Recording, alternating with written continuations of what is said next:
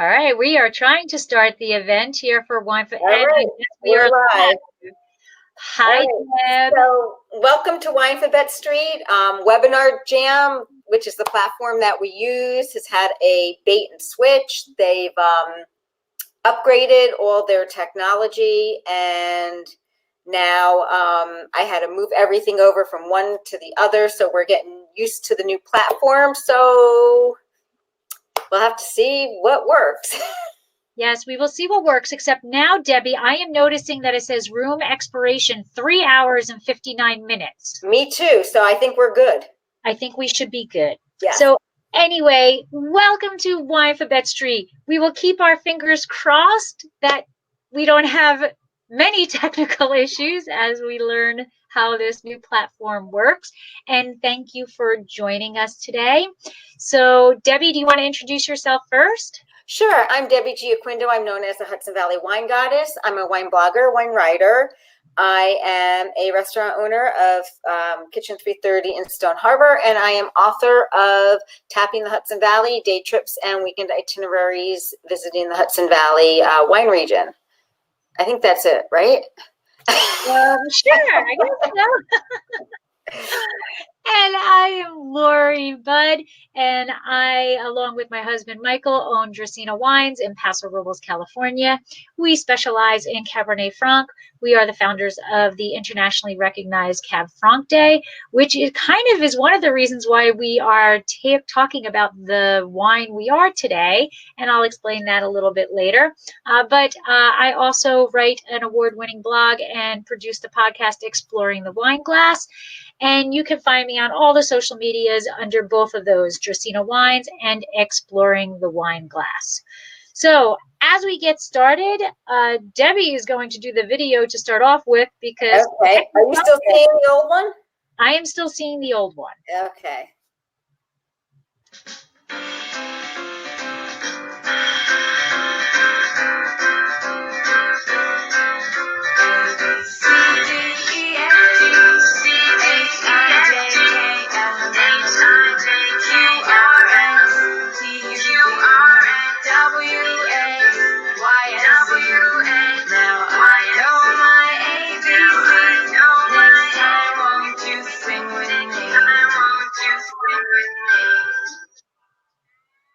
All right. All right.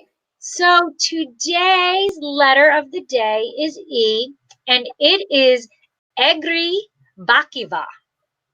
And I was a little surprised when I was doing the research, because I actually thought it was a grape, and I have had this before.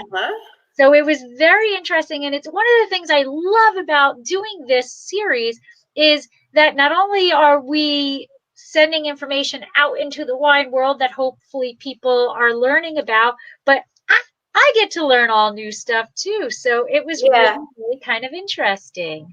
Yeah, I kind of knew, but I've had years ago was participating in something and I had to get a bottle of it, but I really didn't know the whole background of it, which was really interesting. Right. So now I did know the background of it. And as I mentioned earlier before our little song, one of the reasons why we chose Egri Bikavér is because while Michael and I were in Hungary as a guest of Villeneuve wine region to discuss Cab Franc Day and Cabernet Franc's presence in California, we were in Budapest, and every night we went out and we picked a bottle of local wine to give a try, and that's how we ended our evening. And we picked a bottle of bull's blood, and I researched while we were drinking the bottle. I was on my phone Googling why it's called bull's blood. So I was familiar with the history, but even then I thought that it was a grape. So I love learning new stuff about wine. Yeah. And we were thinking about doing that grape too for Kay. Yes. Yes. So that's to be determined. Yes, to be determined. And we're going to talk, I'll talk more about that off camera or whatever. We might have a connection. Yeah. Yep. So, but anyway, so we are in season 2, letter E, and for the first time ever, we have the same wine. Same wine. And we didn't find that out until we logged on. Posted on Instagram. Yeah. Yeah. But yours was 50 cents cheaper than mine. Yes, I'm quite the bargain shopper. I am quite the bargain shopper. So are we ready to give this a taste? Sure. So here comes our lovely sound that we love so much.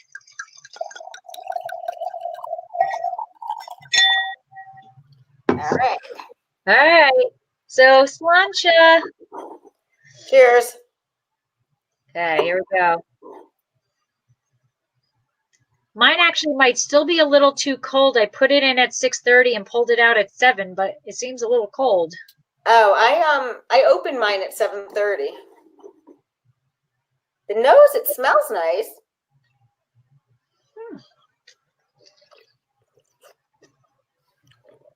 You know,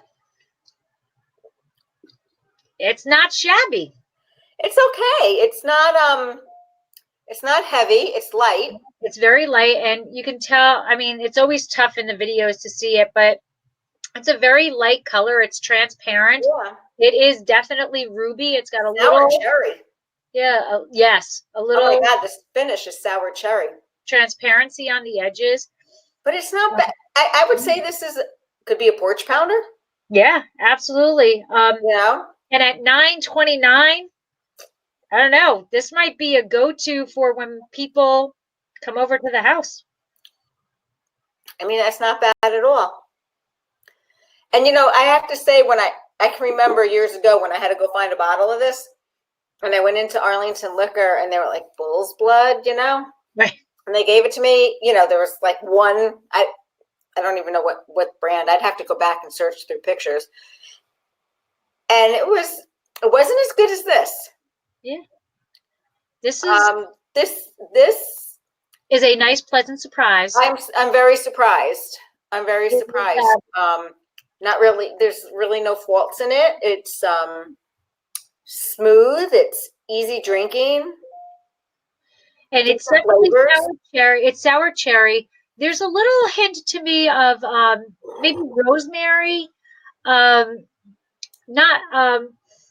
Little rosemary on the nose. There's a little dust, a little earth type thing. But definitely red fruit. Maybe even a little plum on the nose. Maybe there's like a hint of a.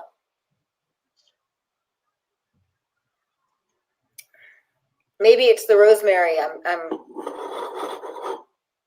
But on the palate, it's actually fuller. It's a fuller body than I actually would have thought by looking at it. It's not full bodied. It's a medium body, but by the look of it, I would have said it's more light bodied. Yeah, but I was expecting it to be like super light, and there's that 2% milk. I think Yeah, I'd go with that. It's the palate. The finish is actually really quite long. Yeah. I think it's a winner. I'm impressed. You know, and you buy a case of it, you're getting 15% off. This is a steal, I think. You know, something, and I think it's very easy going. So, like I was saying, if you have people over who really aren't so much into wine but want a bottle of wine, you're looking at $9 a bottle, less than $9 a bottle, with a discount. I think it's a solid win for a party. And it's nice flavors. Mm-hmm. So. And at the very least, if they look at the label and ask what the heck, it's a party conversation starter. Absolutely. So we go into because we're going to sit here because we're impressed with this. Yes. But we got to start on this. You are actually up first with the history. I'll start with the history. Let's see here. Start. There we go. Love it. You like my bull? I do. All right. Uh-oh. History. Let me get my notes up here. And I'm going to apologize up front. I'm going to be having to move around quite a bit, so I'm hoping I'm not distracting to who's ever watching me, but I can't sit very long. That's okay. So, Egri Bilvaker, you pronounce it much better than I do. I have issues pronouncing a lot of things, which is also known as bull's blood of Eger, Bika meaning bull, and Vér meaning blood, made both in Sisgard in the south of Hungary and in Eger in the northeast. So we're going to start out with legend versus reality. So legend has it that Egri Bilvaker, bull's blood, dates back to the Turkish occupation and the siege of Eger in 1552. The captain of the castle, Esteban Dobo, brought red wine to the soldiers that were fighting on the walls. And the red wines would stain their beards and everything. So the Turks thought that the soldiers in Eger drank blood, mainly that blood of the bull. So the Turks didn't dare fight their defenders, having gained the power of the strength from the bull's blood. So they were afraid. They were afraid of them. They thought, oh my God, they drinking this bull's blood and they're gaining the strength of a bull. We've got, no way are we going to win this war. So they, rescinded. So let's see here. So the siege of 1552, Ahmed Pasha was the leader of the Turkish armies, and he liked one of the maids that was serving at the local inn. And the innkeeper and the staff didn't have enough time to flee before the attack, so they stayed. And they figured that, they'll put their fate in the Turkish, and they didn't get killed. And the Pasha employed the innkeeper's wife as a cook. And he really liked the beautiful maid and wanted to make her one of his mistresses. So one of his mistresses? What? One of his mistresses? One of his mistresses. And the girl was scared and asked the innkeeper's wife to save her. So she promised to save her. And that night before the siege, the innkeeper's wife made a special sauce to accompany heavy meat of the dish. And the Pasha loved it, and he couldn't stop eating the red sauce. And he loved it so much, he began drinking the red sauce from the cup. Well, it was the bull's blood, and it was the wine, and the alcohol made him so disoriented that he went to bed. and the maid escaped from the tent and was nowhere to be seen. She just ran like no one wouldn't, like you or I would run. And he was and the Pasha was so angry and accused the cook of adding some secret substance to the sauce to make him pass out. And the cook defended herself by saying that the only extra ingredients that she added to the food was bull's blood, which was commonly consumed in Hungary. So that's how famous red wine of Eger became Bikavér, which was bull's blood. So there weren't many pictures and stuff. I didn't have a lot of stuff to choose from for this. So the bull's blood was first designated by János Garay in his poem called Drinking Song from Sisgard. Is that how you pronounce that? I believe so. Okay, in 1846. And it was called Pour It in Your Glass and You'll See a Miracle. Its color is like bull's blood, yet the pearl that it shines from it is like snow white. And the vine which produced it is like green a meadow. Where else can you find a nicer tricolor of our nice homeland?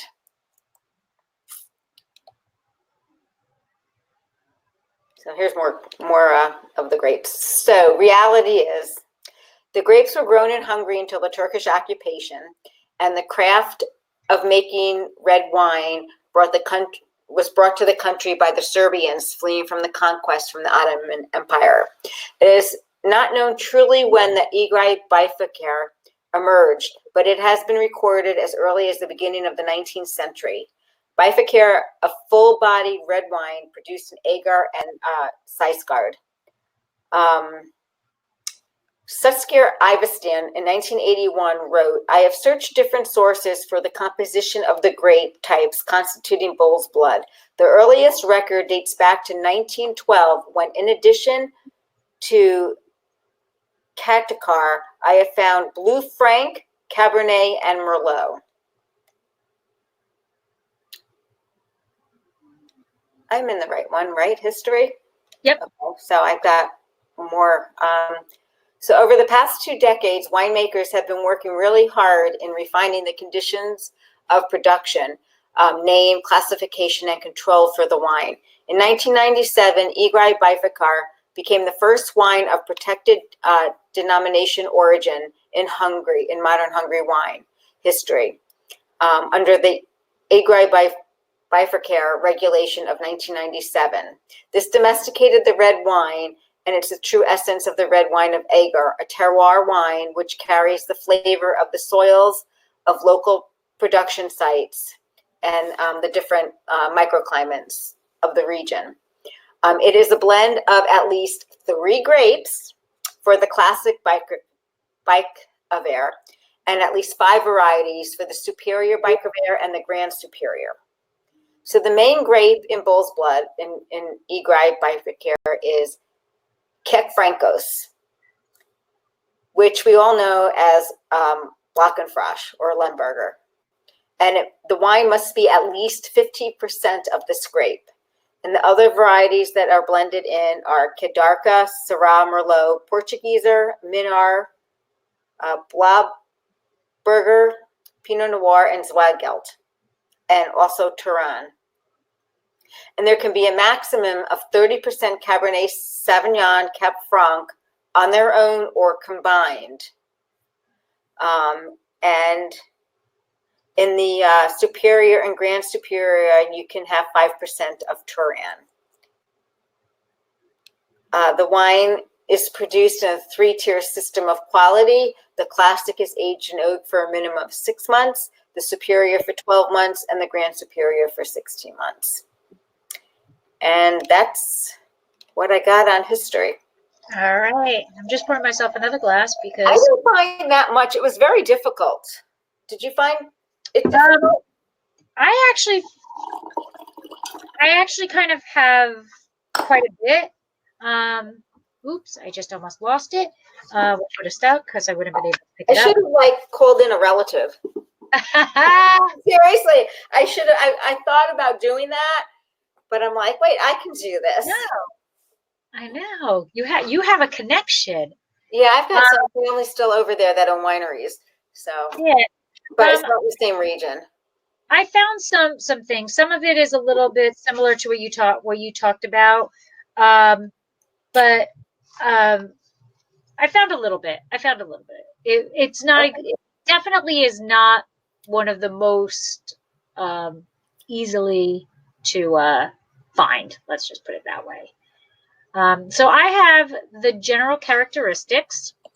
Okay. And before I actually get into the general characteristics of Egri Bikavér, I need to do a little shameless self-promotion. So as I said, 2 Thanksgivings ago, Mike and I were the guests of the Villeneuve wine community in Hungary, and we were brought there to talk about Cabernet Franc. And while we were there, we spent 3 days in Budapest. And so we were there for 7 total days. And while we were there, that's how we first came upon this bull's blood. So upon returning back to the States, I wrote a series of blog posts because there was just way too much information to do in a single post. So I did 3 of them, and I thought I was really clever with my titles. So are you hungry for wine? And then so part 1 is about history. Part 2 is about Villainay itself, and then part 3 was actually about the Tokai wines, and that was where we got the samples of the Tokai that we did at the wine dinner. Okay. So nice and simple: Hungary P1, P2, and P3. Okay, so Egri Bikaver is named after the region known for its production, Eger. Egri is a short 2-hour drive east from Budapest, and it is located between Budapest and Tokai, and it is the site of the 16th century battle between the Hungarians and the Ottomans. The vineyards themselves are in the region, are close to the mountains, so it provides a very cool climate. And the region that has survived socialism, where quantity, not quality, was rewarded, Egri has only been working on its quality for about 20 years. So that was a big problem with a lot of the Hungarian wines, including Cab Franc, but especially this Bull's Blood, is that because under socialism control, they just wanted the producers to pump out more and more and more wine, and they didn't really care about the quality. But in the last 20 years, that kind of has taken the back end, and now wineries, the winemakers, are really focusing in on producing high quality wines, and it has changed significantly. So Egri Bikaver is, as you said, a red blend in Eger, and that is actually the second largest city in Hungary, and then it is also produced in Szeged. The first known reference to Egri Bikaver was in 1553 at the fortress of Eger, and I did not have the luxury of seeing this fortress, but it is magnificent. The castle is known for repelling the Turkish attack in 1552 during the siege of Eger. It is here that Istan Dobo and his troops repelled the attack of the 30 times bigger Sultan's army, which was led by Ahmed Pasha, who was the chief commander. And that's where this Bull's Blood legend comes into play. Now, I heard a little bit different story when we were there, was that he actually told his men, because they all thought that they were going to die because there were 30 times as many people that they were going to fight the next morning. The legend that I heard was that he told his men that he was feeding them bull's blood, so that when they went to sleep, they would wake up with the strength of the bulls, and that would allow them to conquer the 30 times people. Oh, that's interesting. Yeah, right? So I thought that was pretty cool, but that it's a different, it told. Yeah, like I said, legend versus reality. There's more than one legend. Right, right. So they drank the wine, which they felt that they thought was bull's blood, and they woke up with this amazing, like, oh my God, we can kick some ass, yeah, and they went out and they did so. So the Turks attacked the border castle, and the battle continued for an entire month. On September 28th, the Turks managed to expunge one of the bastions, but thanks to the resourcefulness of the Captain Dobo, where they were able to push off the army. And this is basically the brand logo for Bull's Blood. So rumor has it that the Hungarians drank the blood of the bull during the siege, which provided them with their superhuman power. And that is where the name comes from. Egri Bikaver is all about the blends. 20 years ago, the wines were more like a Bordeaux blend, with only a small percentage of the indigenous grapes. But most recently, this has changed, and more regulations have come into play that state that the wine must be produced in Egri district of the wine region. In recent years, there has been a steady increase in the amount of Kek Francos in the blend. There are similarities and differences between Bikaver which is produced in those two regions. So the similarities between Egri and Seskardar Bikaver. Both are required a minimum of the 4 grape varietals that must be included. Kekfrankos, as you mentioned, must be a dominant grape. And other grape varieties are usually the Bordeaux varietals, Cabernet Sauvignon, Cabernet Franc, and Merlot. And as you mentioned, also the Zweigelt, Terrine, and Kadarka. There's a minimum oak aging requirement, but the oak flavor, it is written that the oak flavor cannot be a dominant profile in the wine. So do you think that they use neutral oak? No, I think they can use new oak, but the size, I think they're going with the sizes of the basks so that the surface area is different. And I couldn't find, but I would bet that there is the same as with the tiers of Cab Franc and Villainay. There is a jurisdictional panel that they must submit to if they want to be classified, and those people have to post it annually. I'm guessing that's going to be the same for this, where they have to submit their wine, and whoever palate it is going to determine that it is not oak influenced, or it can be oak influenced. It can't be overly oaked. It can't be, it can't be a California Chardonnay, it can't be the Butterbomb type thing, right? So it can't have an overly that dominant oakness. And then the differences are that Egri has 3 categories, as you mentioned, the classic, the superior, and the grand superior. Seskard only has 2 categories, and they're titled regular and premium. Oak aging requirements for the basic Bikaver vary. So the 6 months in Eger, where it's 12 months in Seskard. The higher categories of both regions, though, do require 12 months. Permitted grape varieties vary. So in Egri, it allows 13 varieties for the classic and 12 for the superior and grand, where the Seskard allows 18 for the regular, but only 10 for the premium. So including Kadarka is a requirement in Seskard, but not in Egri, which I thought was interesting. Also, the minimum alcohol levels vary. For Egri, it requires an 11.5% minimum for the Classicus and 12% for the superior and grand superior, where in Seskard, both styles require 12%. Mine's, yours is too, 12%. Right. So this chart is actually a fantastic chart. It is nice. That shows the similarities and the differences, and it is exactly what I just went over. And the reason why I stated it is because I don't know how big this actually looks when somebody is looking at it. But it was a beautiful chart that had similarities and differences.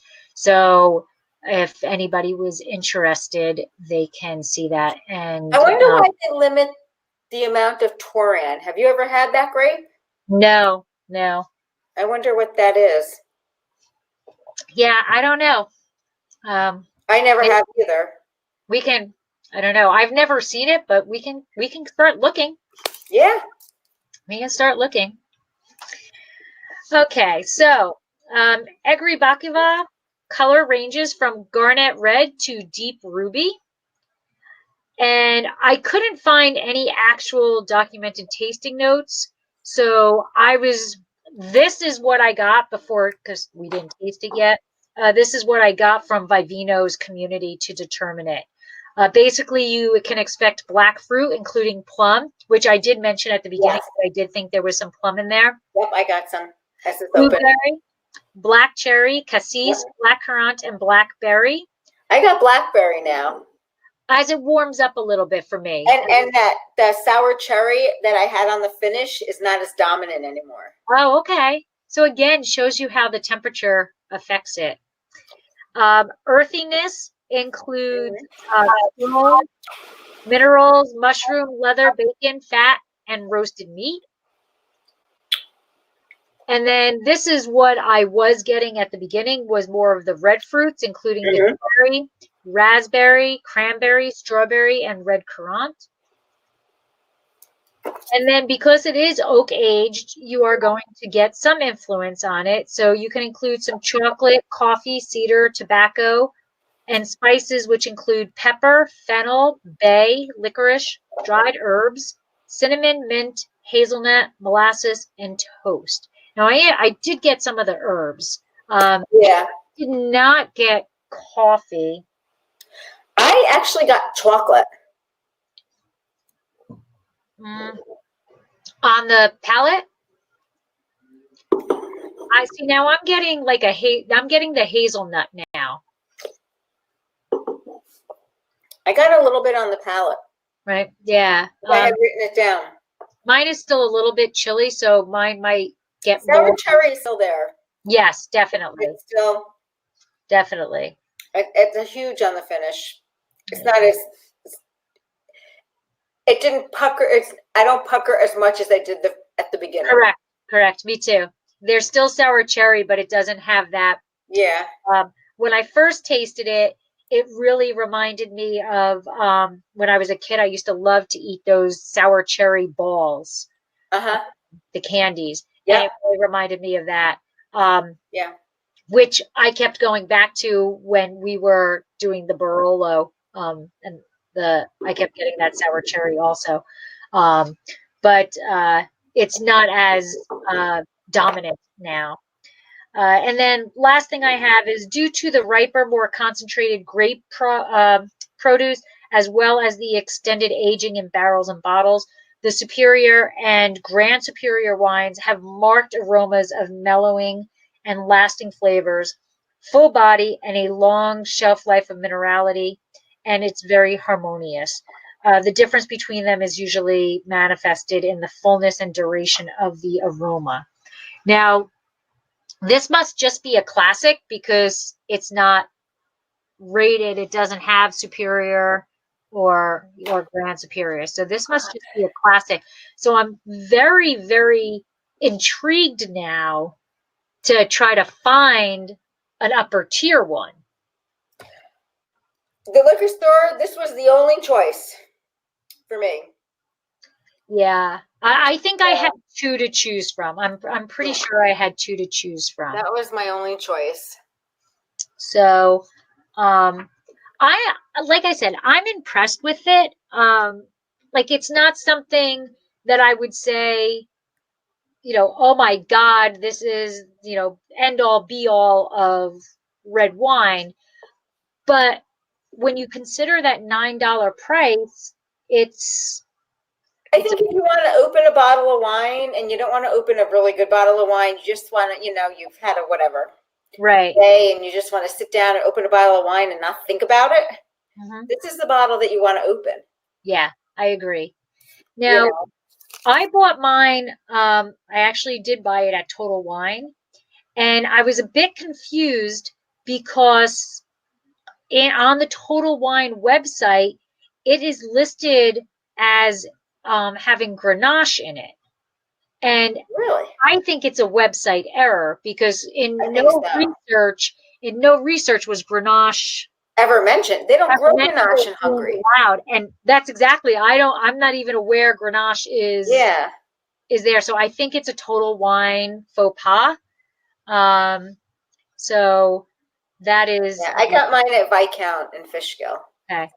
So the I think Total Wine has the Egri Bikavér in the wrong section. And it happens. Yeah. And so that was I was like, that's not one of the 13 that are allowed. So I think it's whoever did the the typing in there. Right. And it's 12% alcohol, and I was able to find it. I'm not sure if you were.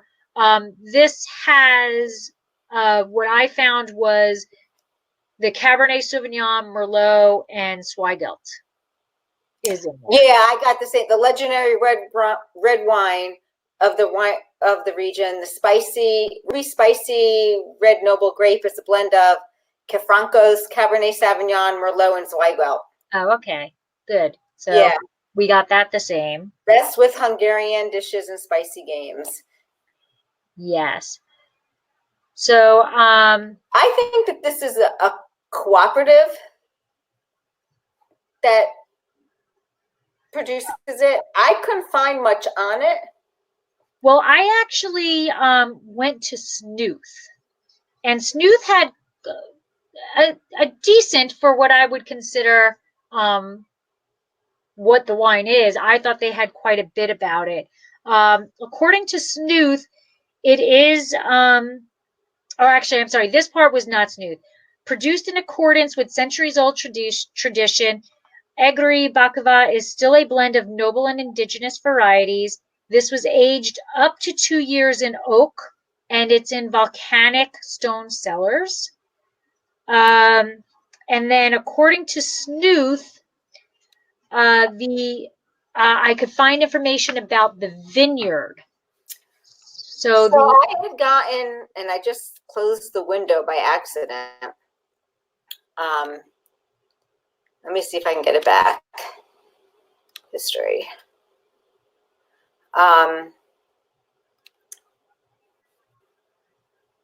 So if I went to EBBVIN, yep. Hungary. Okay, go ahead. Yep.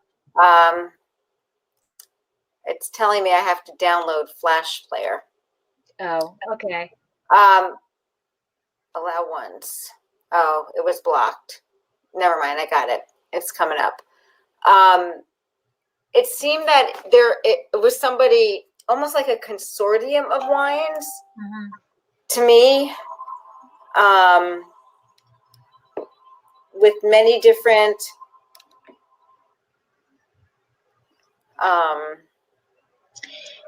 many different, super brand. Yeah, that's a good way. Many, one owner but many brands. Right.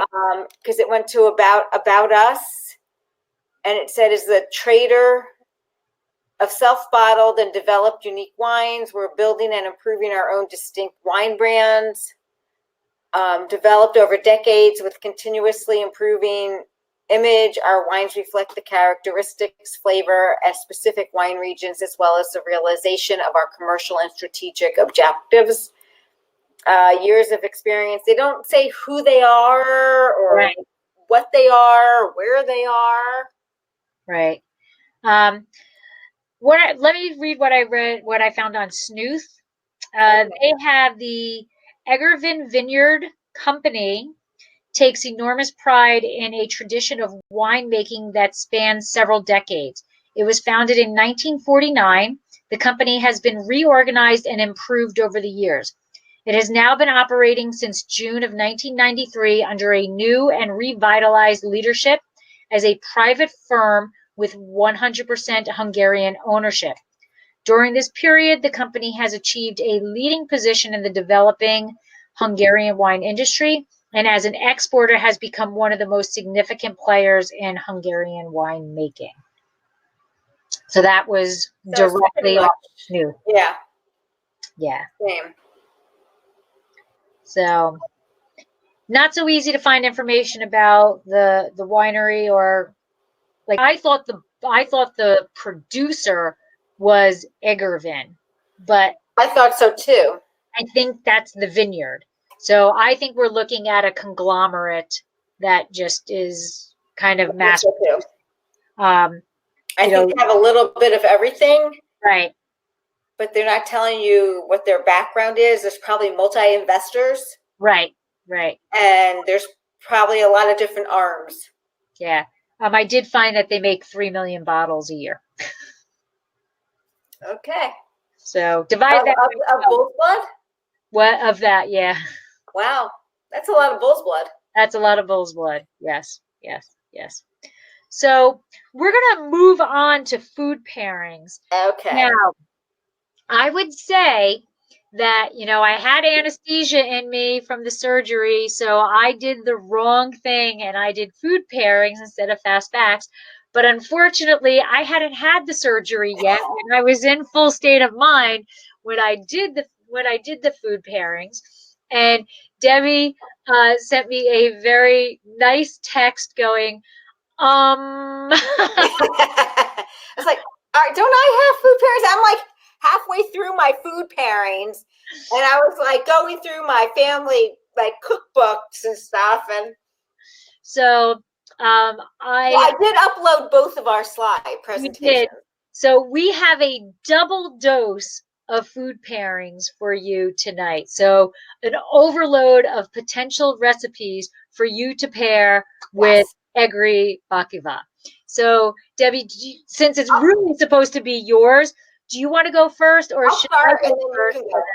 Okay, so you can go first. So let me just get my notes up here.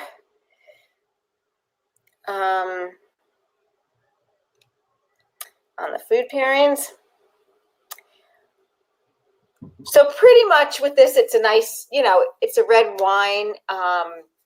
You probably want to go something with rich, and it's got a little bit of acid, I think, also in the wine. Yeah. So, it'll break down that fat of a steak. They say, you might want to prepare a dish with some spice to it. But I wouldn't overdo. When I say spice, I'm talking flavorful spice, not heat spice. Correct. I agree with you. So roast steaks, things like that. So I went to my cookbooks, and those are my 2 Hungarian cookbooks beside my family handwritten recipes. So I went through those to try and find some kind of like authentic type of recipes. And then I went to try and find pictures of them online. So we'll see how good I came out. So, well, one was roasted duck, which is called kashan pechenyi. And this is actually a roasted duck dish that we do at Kitchen 330. So just so happens to be. And next is Hungarian Goulash. So this was a staple in my house. And in fact, my parents every New Year's Eve, oh no, it was paprikash that they ate every New Year's Eve, but Hungarian Goulash. And this is Goulash. Now, I have a funny story about this. So my grandfather, God bless him, he was 93, I think, when he passed away. He would make this dish actually in his microwave. And it tasted really good, and I tried to duplicate it, and it did not taste like my grandfather. So it's a Hungarian beef soup, paprika beef soup. And I have no idea, like, if he browned, he did brown the meat before and then just heated it up. But I remember stopping at his house, and he made it, and I'm like, this is great. He gave me the recipe. I could not duplicate it for the life of me. So that went down under with him. Foie gras is also something that would pair nicely with it. I know you don't like foie gras, but that is actually something that would pair nice with it. This is paprikash. This is what my parents ate every New Year's Eve. They made it with veal, and dumplings, and I've made it. It doesn't taste as good as my mother's or my grandmother's. Hunter style pot roast, which is nice. And Hungarians are big on stuffed peppers. Now this is and actually I plant these in my garden every year, these Hungarian peppers, just because it just keeps me in touch with my roots. And they're actually sweet peppers. So that's not a roll. That's like no, it's a long yellow pepper. Oh, okay. And when I first planted it, my husband's like, "It's going to be hot." I'm like, "No, it's sweet. It is a sweet pepper." They do make Hungarian hots, but you can do it Hungarian sweet peppers, and it's usually made with pork, but you can also make it with beef. And there's other dishes that pair well.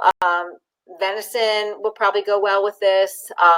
Stews, if you have any, stews, pheasant, partridge in the, yeah, there was partridge and stuff in the cookbooks, and I just couldn't find anything like, that, and that's just not in my realm of diet either, so I didn't spend too much time searching.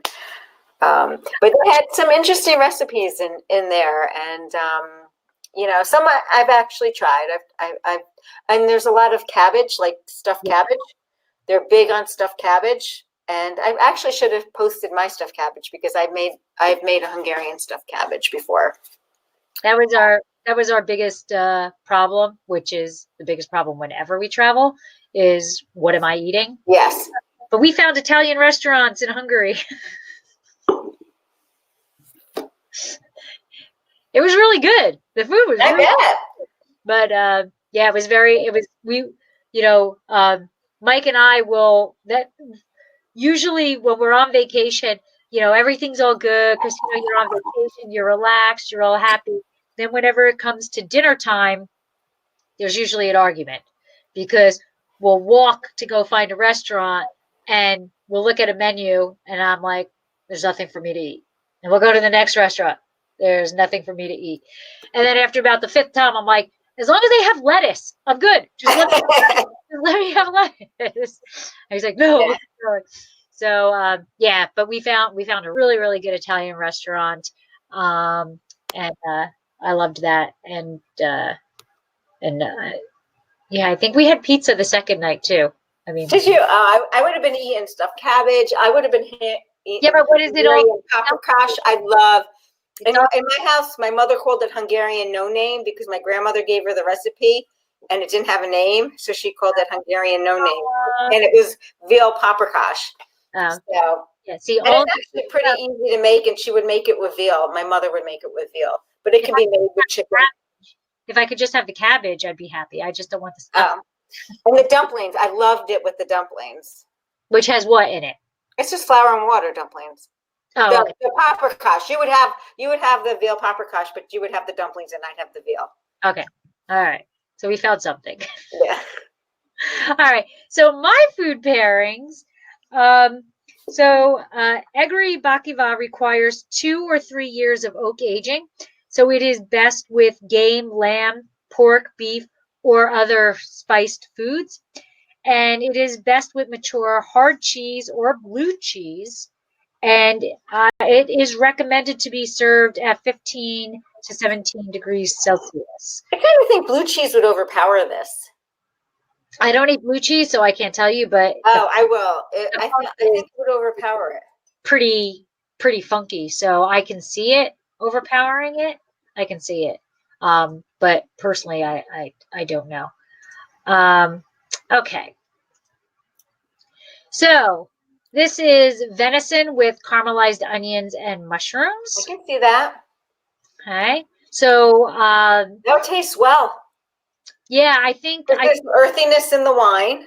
Exactly. And the venison, it's red meat. That would taste really nice. Yeah. I don't eat either of them. I'd eat the onions. But I really don't eat venison like that until the executive sous chef for the Boston Bruins gave me a sample. And okay. All right. Well, I guess if he's going to give you a sample at the Hudson Valley Wine Fest when he was demoing, and I was like, oh well, like a smaller piece because I wasn't sure. It was very good. Did I ever share with you the one time this is why we don't go to wine dinners anymore. We were invited to a wine dinner here in New Jersey at a very classy restaurant. And it was like $250 a head, but we were a guest of somebody. Wow. And we walked into the restaurant in Englewood Cliffs, and I looked at the menu and I almost keeled over from just looking at the menu. And the first course comes out and it was mushroom, blah, blah, blah, blah, right? So of course I don't eat it, but I drank the wine. And then it was like pigeon was on the course, it was just all of the stuff that was. By the third course, Mike is like kicking me under the table. Just cut it up and move it around the plate, because they would seriously come and put the plate down in front of me, and I'd be like, oh my God, and I would just drink the wine, right? So by the third course, and then they would come and take it away and give me the next course. By the third course, Mike is like, cut it up, move it around the plate, and make it look like you ate it. All right, just make it look like you ate it. So that's what I do. I cut it up, and I'd like move it around the plate so that it looked like somebody ate something, and they'd remove it. And then at the end of the dinner, we leave, and I'm like, can we go to the diner and I get a salad, please? So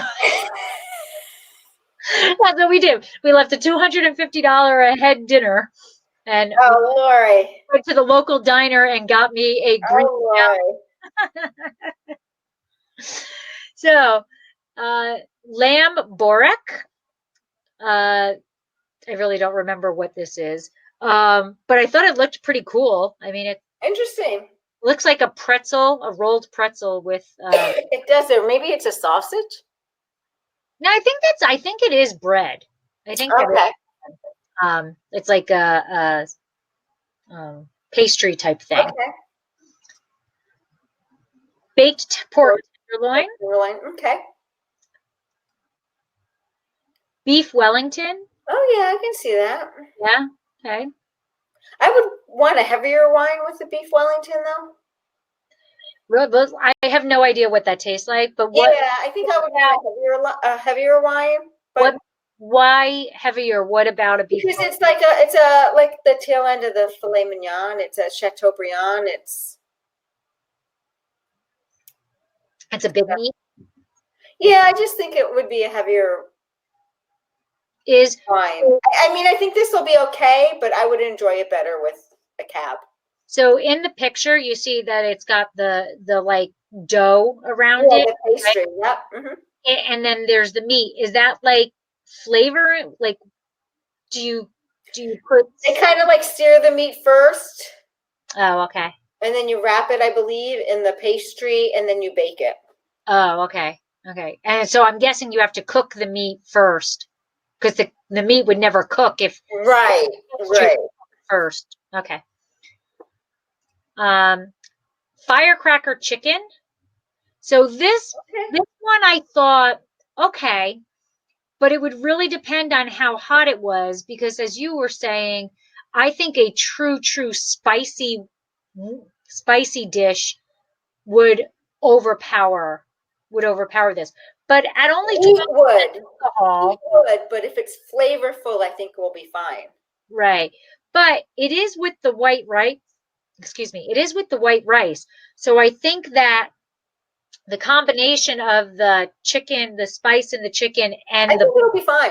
The blandness of the white rice, I think, would go well. Mm-hmm.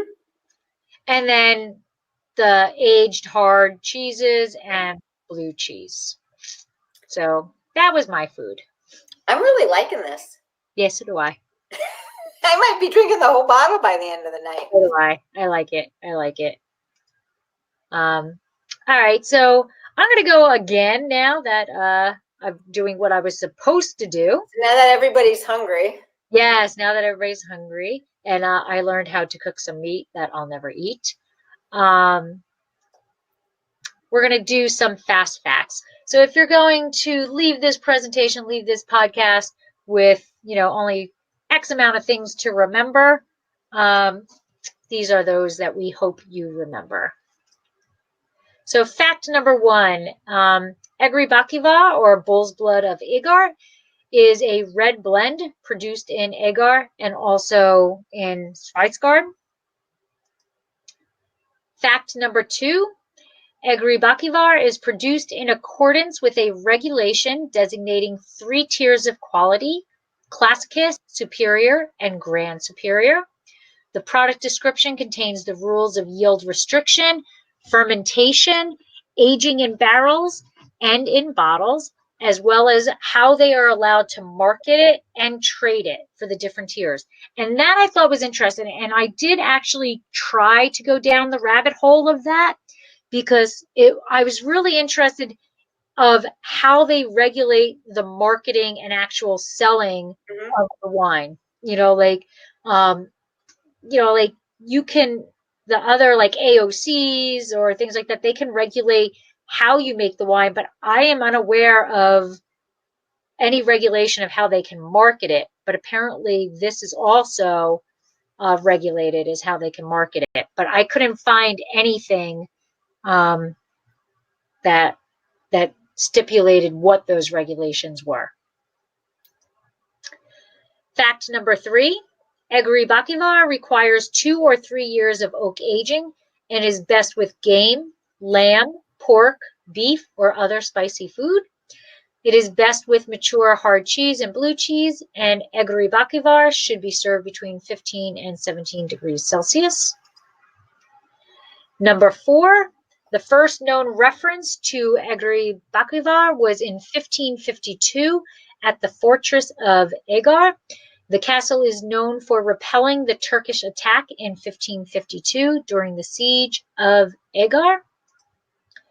And fact number 5 is that Egri Bikavér is actually all about the blends. It is not a grape itself. Quec Francos must be the dominant grape, and other grape varieties are usually the Bordeaux varietals, such as Cabernet Sauvignon, Cabernet Franc, and Merlot, and regional local ones such as, I'm going to sneeze, Zweigalt, Terrine, and Cardacca. And those are the Fast 5 facts. So I'm enjoying this. I really am too. And it's nice to know that you can have a wine that's $9 or under $10, really, that is an enjoyable wine. It goes to show that, you don't have to spend a lot of money to. And I'm surprised. Yeah. To be honest with you, I didn't have any expectations coming into this. And it was so long ago when I tasted this for something else. I mean, this is a long time ago, but I'm just like digging it, really enjoying it. It does have, I think a little high acid. It'll go well with food. Mm-hmm. It's definitely something, this is a nice red wine in the summertime because it's not heavy. Right. I have problems. I can't drink cabs in the summer because it's like it's hot and I'm drinking this heavy, it's like I'm gonna pass out. Right. But this is a nice, summer red. Mm-hmm.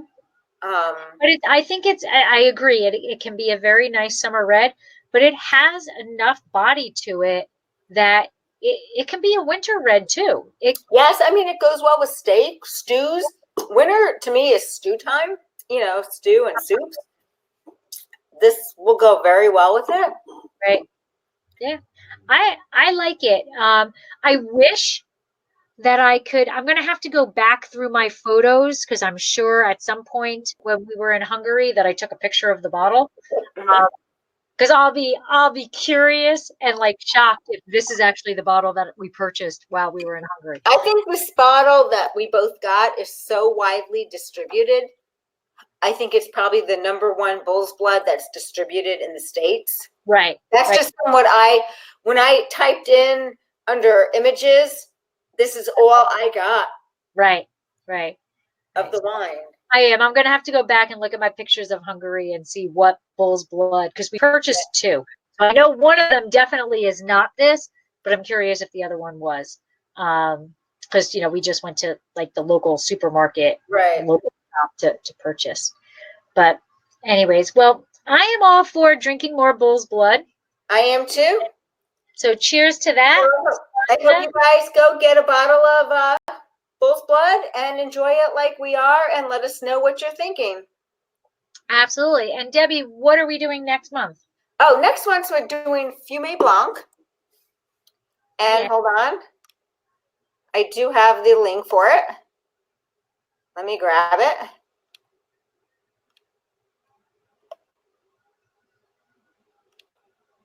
Hold on just 2 seconds. And we are doing Fumé Blanc. EF is, and Yes. Yeah. Oh, when is it? I don't know. That's always your job. Fumé Blanc is March 16th. March 16th. Sounds good. So you free March 16th? Do we have a date? We have a date. I don't know. I will be in California, hopefully off of crackers, but probably not. I gotta go find a bottle. I think that will be an easy one to find. Yeah, it's an Oak Sauvignon Blanc. Yes. So. That's going to be some interesting history because I love the history behind Fumé Blanc. Yeah. I do too. Is pure marketing genius right there. So. Yes. So March 16th it is. Fumé Blanc will be in our glass. I will be in California, so it will be warmer. So we'll be drinking. I will be here on the East Coast. So yes. We will see you all then. Yes. So thank you everybody for joining us. And Elmo says thank you. And we will see you for the letter F in 1 month. All right. Take care, everybody. Plancha. Bye-bye. Bye.